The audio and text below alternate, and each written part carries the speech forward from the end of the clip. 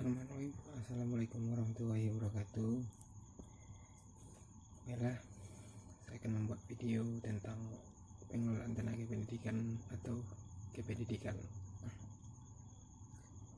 Kenakan nama saya Sanul Padi, NIM 18087155. Dalam bidang kependidikan, tenaga pendidik dan tenaga kependidikan adalah dua profesi yang saling berkaitan. Sekalipun lingkup keduanya berbeda, tenaga pendidik dan kependidikan memegang peranan strategis dalam upaya pembentukan karakter bangsa serta peningkatan kualitas SDM atau sumber daya manusia.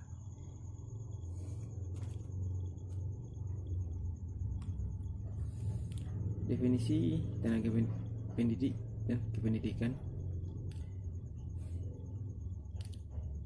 Pendidik dan tenaga kependidikan adalah dua profesi yang saling berkaitan dalam sebuah sistem pendidikan.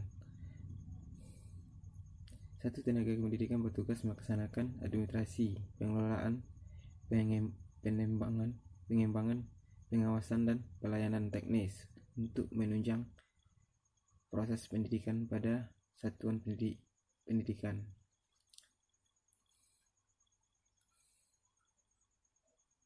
Tenaga pendidik merupakan tenaga profesional yang bertugas merencanakan dan melaksanakan proses pembelajaran, menilai hasil pembelajaran, melakukan pembimbingan dan pelatihan, serta melakukan penelitian pengabdian kepada masyarakat, terutama bagi pendidik pada perguruan tinggi.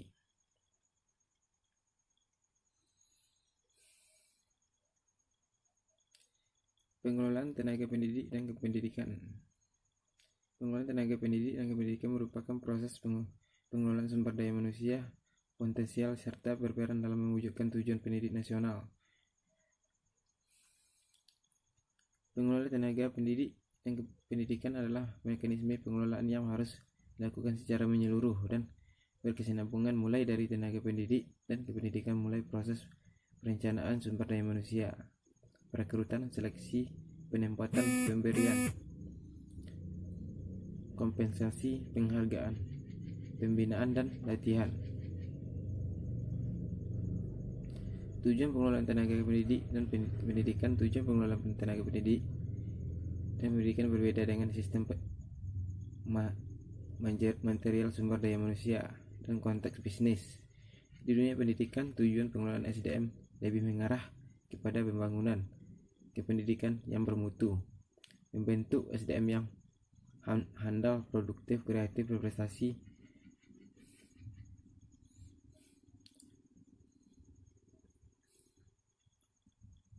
Tujuan dari pengelolaan tenaga pendidik adalah agar mereka memiliki kemampuan motivasi dan kreativitas untuk satu, mewujudkan sistem sekolah yang mampu mengatasi kelemahan-kelemahan sendiri. Dua, secara berkesinambungan menyesuaikan program pendidikan sekolah terhadap kebutuhan kehidupan peserta didik dan persaingan terhadap kehidupan masyarakat secara sehat dan dinamis. Tiga, menyediakan bentuk kepemimpinan yang mampu mewujudkan human organization yang pengertiannya lebih dari relationship pada setiap jenjang manajemen organisasi pendidikan nasional. Strategi pengembangan tenaga pendidik dan pendidikan. Pengembangan mempunyai jangkauan yang lebih luas dalam upaya memperbaiki dan meningkatkan kompetensi yang dimiliki tenaga pendidik dan kependidikan.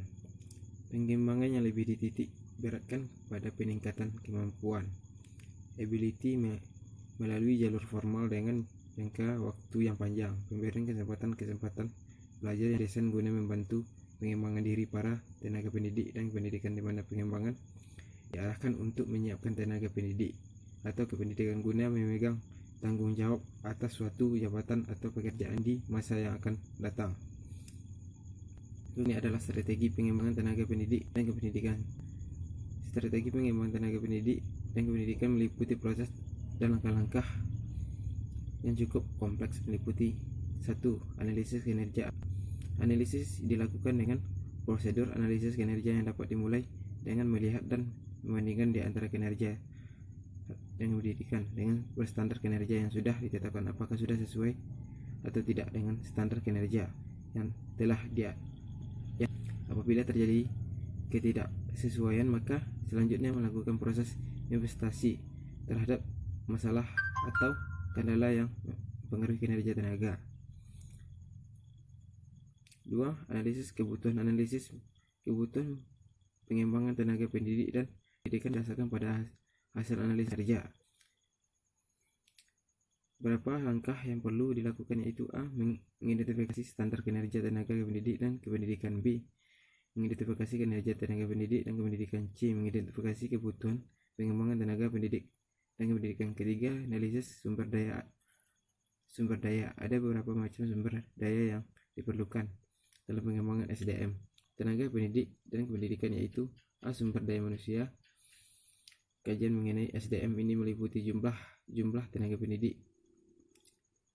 pendidikan serta pihak-pihak yang terkait di dalamnya.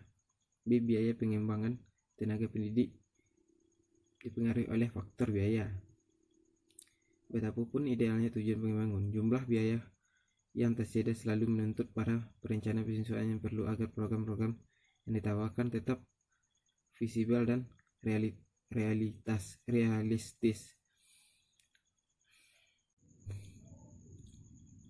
Dalam proses perencanaan dan pelaksanaan pengembangan tenaga, itu 1. Fasilitas belajar, perpustakaan, laboratorium, media, alat-alat praktek, dan buku-buku.